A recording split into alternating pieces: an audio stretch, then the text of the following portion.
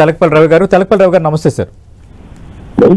తెలకపల్లి రవి గారు, మనం చూస్తున్నాం ఆల్రెడీ అటు రఘునందన్ అలాగే ఎంపీ రఘునందన్, మంత్రి కొండా సురేఖ ఉన్న ఒక ఫోటోపై అసభ్యంగా మెసేజ్లు పెడుతూ సోషల్ మీడియాలో ట్రోల్ చేస్తున్నారంటూ మంత్రి కొండా సురేఖ కన్నీళ్లు పెట్టుకున్నారు, రెస్పాండ్ అయ్యారు.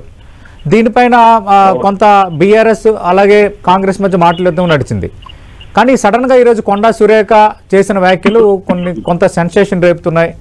ఈ సోషల్ మీడియా వారు కానీ మాటల యుద్ధం కానీ ఏం అదుపు తప్పుతోందా? అసలు సభ్య సమాజానికి ఏం మెసేజ్ ఇస్తున్నట్టు? సతీష్, కొండా సురేఖ గారు మంత్రి, సీనియర్ మంత్రి. ఆమె మీద ఆమెను వేధిస్తూ బాధ పెడుతూ పోస్టులు పెట్టారు, నేను నిద్రపోలేకపోయాను ఇవన్నీ అన్నప్పుడు సానుభూతి తప్పకుండా ఆమెకు అందరూ వ్యక్తం చేశారు. కేటీఆర్ కూడా, అంటే హరీష్ రావు కూడా వ్యక్తం చేశారు, ఒక కేటీఆర్ కూడా వ్యక్తం చేయాలని అని అడిగారు. అది ఒక భాగం. కానీ దాన్ని తీసుకొని వచ్చి ఇప్పుడు ఈ రోజు మాట్లాడినది చాలా విపరీతమైనది. ప్రజా జీవితంలో ఉన్నటువంటి వ్యక్తులు, ఇంకో రంగానికి సంబంధించిన సెలబ్రిటీలు, కుటుంబాలు, ఇది వ్యక్తులు కూడా కాదు. ఇప్పుడు కేటీఆర్ మీద రాజకీయ విమర్శలు చేయొచ్చు, ఆయన విమర్శించవచ్చు, ఏదైనా చేయొచ్చు, ఆయన చెప్పారు ఆయన చెప్తాడు. కానీ దాన్ని తీసుకొని వచ్చి చిత్ర పరిశ్రమ, రాజకీయ రంగం, నాయకులు, కుటుంబాలు, వీటి అన్నింటినీ దీంట్లో మళ్ళీ నేపథ్యం ఈ కూల్చివేతలు. కాబట్టి ఇక్కడ ఆమె సంయమనం పాటించి ఉండాల్సిందే. రెండోది మహిళల వ్యక్తిత్వాల మీద కూడా ఇది ప్రభావం చూపించేటటువంటి విషయం. సమంత గట్టిగా మాట్లాడగలిగిన వ్యక్తి. ఆమె అనేక సార్లు అనేక ట్వీట్లు పెడుతున్నారు, మహిళల తరఫున మాట్లాడుతున్నారు, ఎప్పుడు ఎక్కడ ఎవరు అన్నటువంటి ఒక మాట. ఇంకో విషయం, ఈ విషయం వల్లనే వాళ్ళు విడిపోవడం అనేది వాళ్ళ వ్యక్తిగతమైనటువంటిది. పైగా వాళ్ళకు నాగార్జున కూడా ఇప్పటికే స్పందించారు. అది వరకు ఆయన దాని కూల్చివేత మంది కంటే దీని మీద త్వరగా కూడా స్పందించినట్టు కనిపిస్తుంది మనకు. తప్పకుండా దూకుడుగా మాట్లాడతారు, లేకపోతే మాటకు మాట్లాడతారు. ఆమె ఇంకోటి కూడా అన్నారు, బూతులతో దాడి చేసినప్పుడు మేము బూతులతోనే సమాధానం చెప్పాల్సి వస్తుంది అని. ప్రజా జీవితంలో ఉన్న వాళ్ళు వేటికైనా సరే పద్ధతి ప్రకారమే సమాధానం చెప్తారు.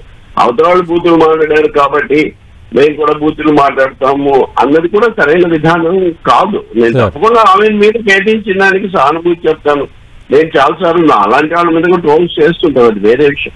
ఆమె ప్రజా జీవితంలో ఉన్నారు. కానీ ఇంకొక మహిళ కుటుంబము, తర్వాత వాళ్ళ పెద్దవాళ్ళ మామలను అందరినీ కూడా తీసుకొచ్చారు. ఇలాంటివి జరగలేదు గతంలో. ఇంకోటేమో ప్రకాష్ రాజు ట్వీట్ కూడా నేను చూశాను. సినిమా పరిశ్రమలో మహిళలు వాళ్ళ గురించి అంత తేలిగ్గా మాట్లాడడము, మహిళగా మాట్లాడడానికి సరైనటువంటిది కాదు. అంత తేలిగ్గా వీళ్ళ వల్ల భయపడి ఒక ఆమె పెళ్లి చేసుకుంది అంటే ఇదే అంత నిస్సహాయంగా బొమ్మల్లాగా ఉంటారు. వాళ్ళకి ఏం వ్యక్తిత్వము, ఏం శక్తి అసలు ఉండదు. ఎందుకు ఇలా మాట్లాడారు? గతంలో నేను చాలాసార్లు మన చర్చల్లో కూడా పాల్గొన్నాను. ఒకసారి ఒక పూట మొత్తం కూడా ఉన్నాను. ఆమెకు ఆవేశము, బాధ కొంచెం ఎక్కువ ఉండొచ్చు, అది వేరే విషయం. కానీ దాన్ని ఈ సమస్య ఈ ట్విస్ట్ తీసుకోవడం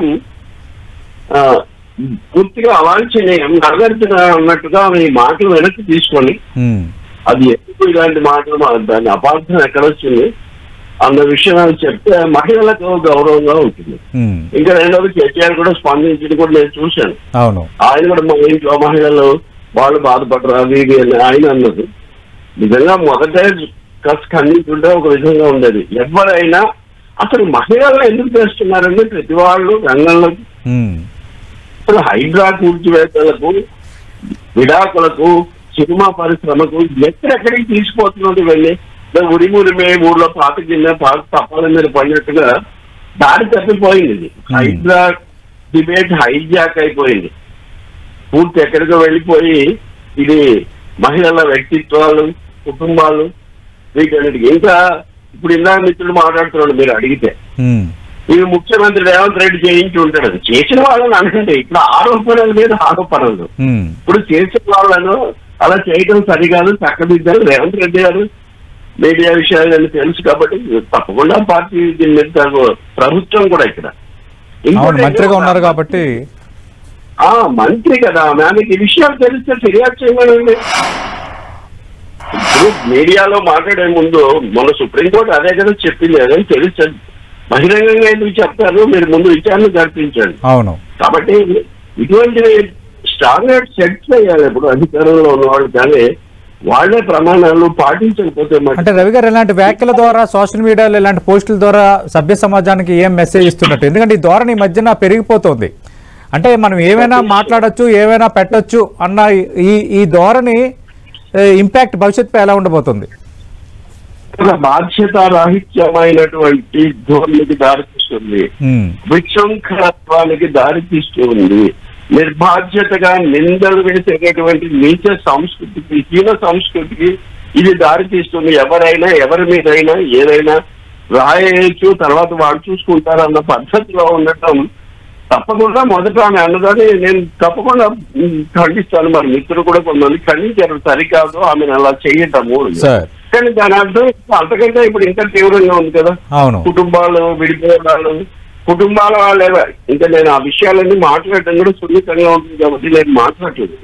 అటువంటివి జరుగుతుంది. కానీ స్థానంలో ఉన్న వ్యక్తుల గురించి ప్రకాష్ రాజ్ కామెంట్ కరెక్ట్.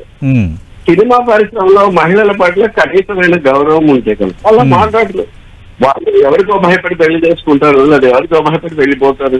ఏ పరిస్థితి మాట్లాడొచ్చాను మంత్రిగా మహిళగా ఉన్నటువంటి వ్యక్తి. ఇంకోటి మీరు సోషల్ మీడియా అంటున్నారు. సోషల్ మీడియా అంటే ఇప్పుడు మెయిన్ స్ట్రీమ్ మీడియా అంతా ఇదే కదా.